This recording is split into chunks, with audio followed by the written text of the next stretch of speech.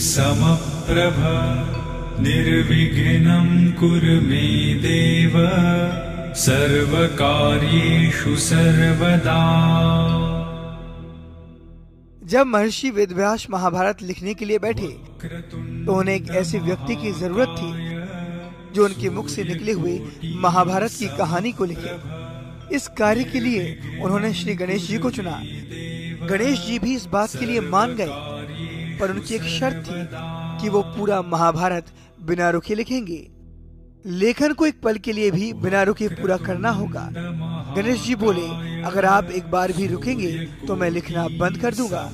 महर्षि वेदव्यास ने गणेश जी की इस शर्त को मान लिया, लेकिन वेदव्यास ने गणेश जी के सामने भी एक शर्त रखी और कहा, गणेश जी आप जो भी लिखोगे समझकर ही लिखोगे। गणेश जी भी उनकी शर्त मान गए। दोनों महाभारत के महाकाव्य को लिखने के लिए बैठ गए। वेदव्यास जी महाकाव्य को अपने मुख से बोलने लगे और गणेश जी समझ समझकर जल्दी जल्दी लिखने लगे। कुछ देर लिखने के बाद अचानक से गणेश जी का कलम टूट गया। कलम महर्षि के बोलने की तेजी को संभाल न सका। गणेश जी समझ गए कि उन्हें थोड़ा सा गर्व हो गया था और उन्होंने महर्षि की शक्ति और ज्ञान को नहीं समझा। उसके बाद उन्होंने धीरे से अपने एक दांत को तोड़ दिया और स्याही में डुबाकर दोबारा महाभारत की कथा लिखने लगे। जब भी वेदव्यास को थकान महसूस होती, वे एक मुश्किल सा छंद बोलते, जिसको समझने और लिखने के लिए गणेश जी को ज्यादा समय लग जाता और महर्षि को आराम करने का समय भी मिल जाता था। महर्षि वेदव्यास जी और गणेश जी को महाभारत लिखने में 3 साल लग गए। वैसे तो कहा जाता है महाभारत के कुछ छंद गुम हो गए हैं, परंतु आज भी इस कविता में 1 लाख छंद मौजूद हैं। महाकाय सूर्यकोटि समप्रभ निर्विघ्नं कुरु मे देव सर्वकार्येषु सर्वदा।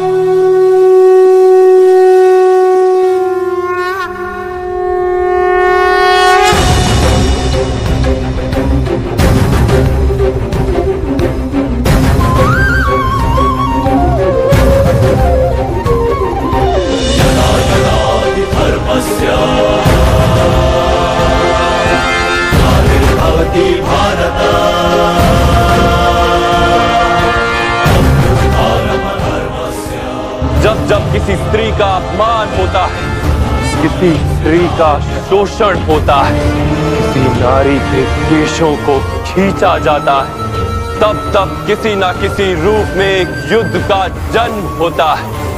किसी न किसी रूप में महाभारत का आरंभ होता है।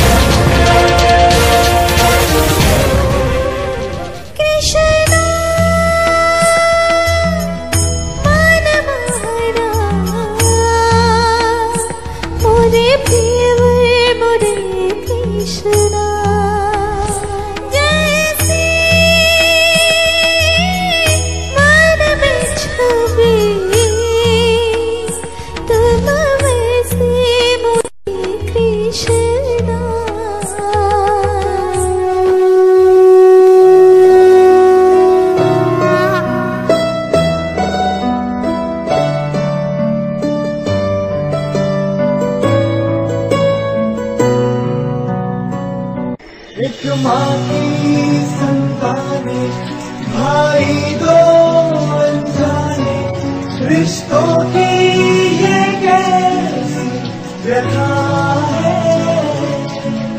अपने ही अपनों के बन बैठे दुश्मन है, विधि का ये कैसा विधान है।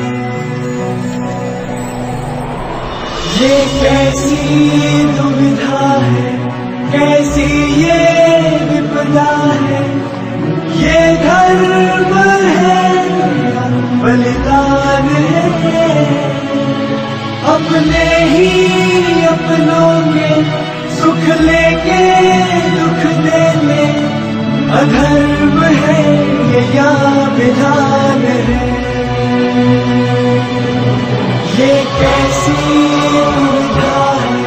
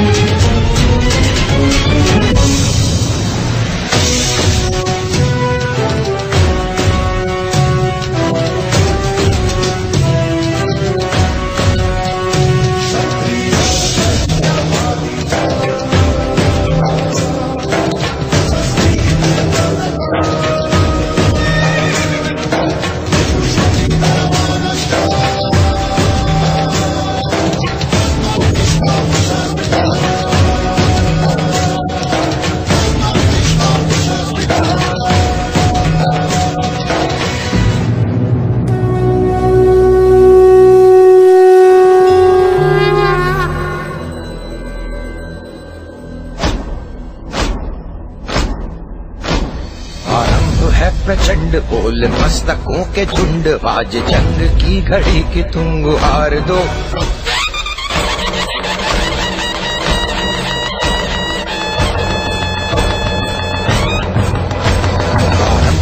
प्रचंड बोल मस्तकों के झुंड, बाज जंग की घड़ी की तुम गुहार दो। मान मान शान या की जान का हो दान, आज एक धनुष के बाण पे उतार दो। आरंभ है प्रचंड बोल मस्तकों के झुंड, बाज जंग की घड़ी की तुम गुहार दो। मान मान शान या की जान का हो दान, आज एक धनुष के बाण पे उतार दो।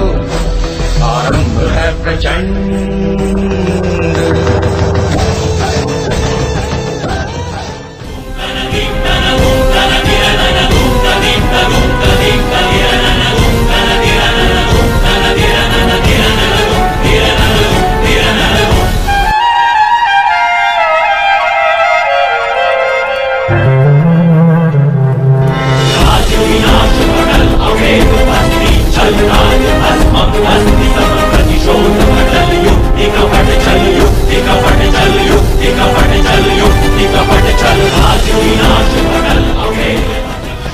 उचित कह रहा हूँ मेरे बच्चे, उचित कह रहा हूँ। और यदि इससे भी तुम्हें संतोष नहीं है तो पांडु पुत्रों को 12 वर्ष का वनवास और 1 वर्ष का अज्ञातवास दिया जाए।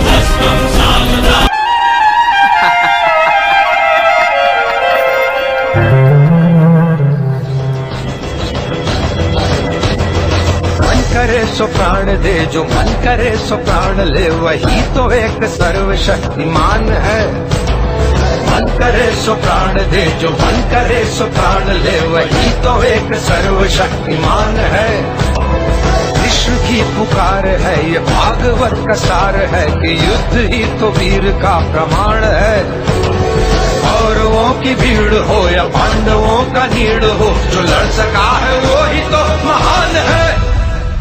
जीत की हवस नहीं, किसी पे कोई वश नहीं, क्या जिंदगी है ठोकरों पे मार दो। मौत अंत है नहीं तो मौत से भी क्यों डरे, ये जाके आसमान में दहाड़ दो।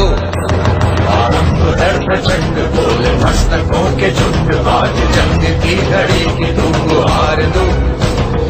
आन पान शान या की जान का हो दान, बाज एक धनुष के बाण पे उतार।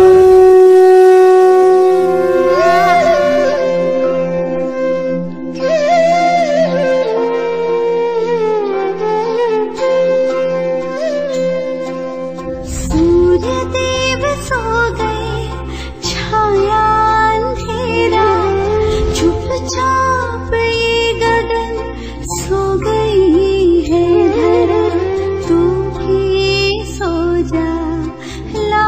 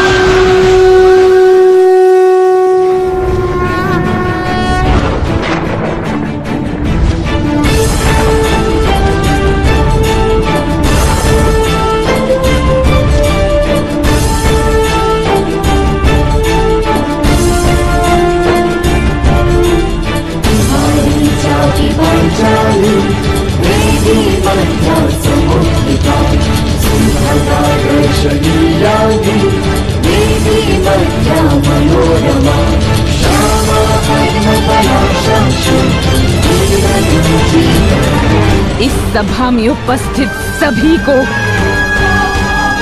अपने मौन का दंड मिलेगा। ये श्राप है याज्ञसेनी द्रौपदी का।